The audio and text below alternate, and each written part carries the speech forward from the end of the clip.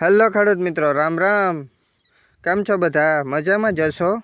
આજે આપણે વાત કરવાની છે ઘઉંના પાકમાં આપણે યુરિયાનો બીજો છંટકાવ કયો કરવો અને એમાં સાથે કયું રાસાયણિક ખાતર જેમ કે આપણે પોટાશનો ઉપયોગ કરવાનો છે, કયા સમયમાં કરવો, એના વિશે સંપૂર્ણ માહિતી આપીશ અને એનું કેટલું પ્રમાણ રાખવું એની તમને હું વિગતવાર માહિતી આપીશ. અત્યારે ઘઉંમાં પિયત આપવાનો સમય છે એ સૌથી મહત્ત્વનો હોય છે. એમાં જે દાણા બંધાવવાનો સમય હોય છે ત્યારે એનો પિયત આપવાનો સમય છે ખૂબ જ જરૂરી બની જતો હોય છે. તો પિયત પણ કેટલા સમય આપવું અને કઈ અવસ્થાએ વધુમાં વધુ પિયતની જરૂર હોય છે એ બધી માહિતી આજે આપીશ.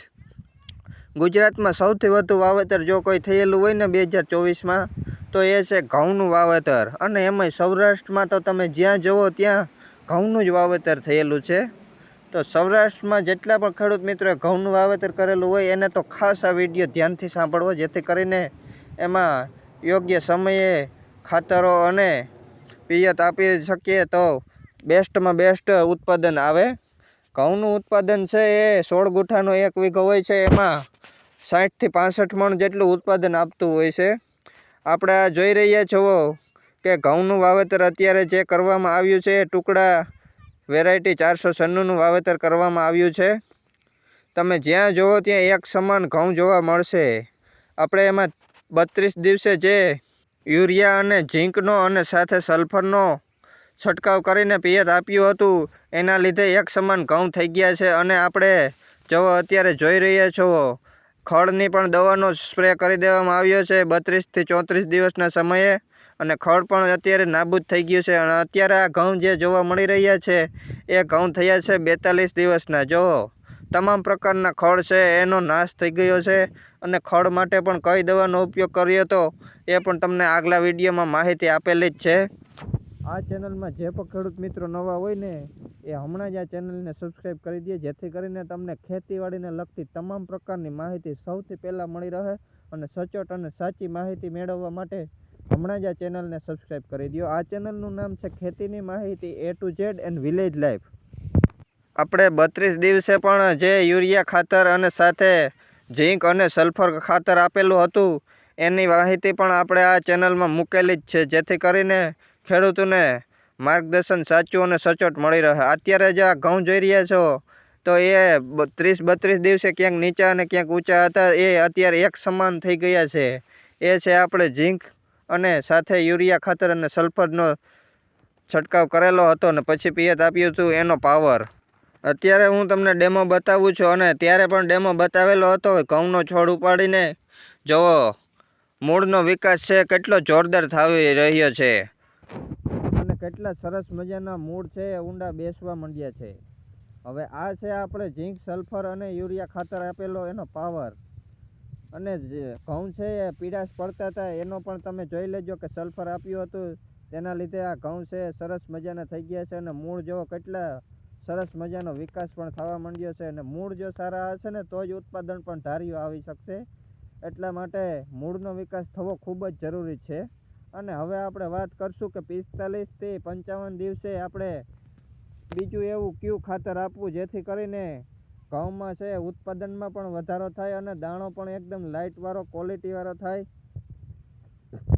અને ઘઉં એકદમ કાળા વાદળ જેવા અને મૂળ પણ ઊંડે સુધી બેસે અને છેલ્લે સુધી ઢળવાની બીક પણ ન રહે ઘઉં. એના વિશે માહિતી આપીશ. તો સૌથી પહેલાં હવે તમને હું માહિતી આપીશ કે ઘઉંમાં આપણે યુરિયા ખાતરનો બીજો છંટકાવ છે એ 45થી 55 દિવસના થાય એની વચ્ચે આપી દેવાનો છે. જેમ કે આપણે 50 દિવસના ઘઉં થાય એટલે એમાં યુરિયા અને સાથે આપણે મ્યુરેટ ઓફ પોટાશ આવે છે એ આપવાનું છે. અને જો ઝીંક આપ્યું ના હોય 32 દિવસે તો એ પણ સાથે આપી દેવાનું છે. તો આપણે સૌથી પહેલાં વાત કરશું યુરિયા છે કેટલા પ્રમાણમાં આપવું અને યુરિયાથી થતા ફાયદા વિશે વાત કરશું. યુરિયામાં નાઇટ્રોજન 46% આવે છે, અને ઘઉંના પાકમાં નાઇટ્રોજન છે એ ખૂબ જ અગત્યનો ભાગ ભજવતો હોય છે. આ યુરિયા છે એનું પ્રમાણ છે એ આપણે 16 ગુંઠાનો 1 વીઘો છે એમાં 12 કિલો આપવાનું છે.